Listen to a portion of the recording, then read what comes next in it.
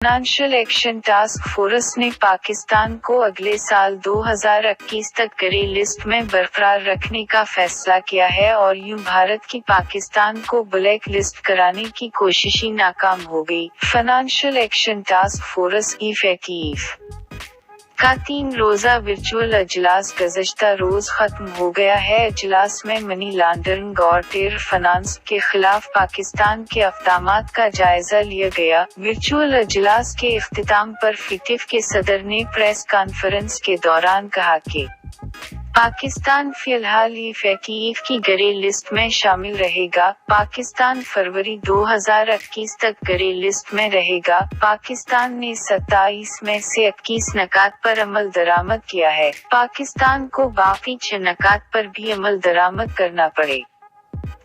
सदर FATF का कहना था कि पाकिस्तान ने तमाम एक्शन पॉइंट्स पर पेशरफ्त दिखाई है और पाकिस्तान में 27 नकात पर अमल दरामद की पेशरफ्त और उसकी ख्वाहिश पाई जाती है। जब पाकिस्तान तमाम 27 नकात पर अमल दरामद यकीनी बना लेगा तब एक टीम पाकिस्तान का दौरा करेगी। सदर FATF ने कहा कि पाकिस्तान के दौरे का मकसद ज़मीनी हक़ाइक़ का जायजा लेना होगा, जबकि अगले अजलास से पहले चेक करेंगे कि पाकिस्तान उन नकात पर मौसर तरीके से अमल दरामद कर रहा है या नहीं, जबकि शुमाली कोरिया और ईरान को ब्लैक लिस्ट में रखा गया।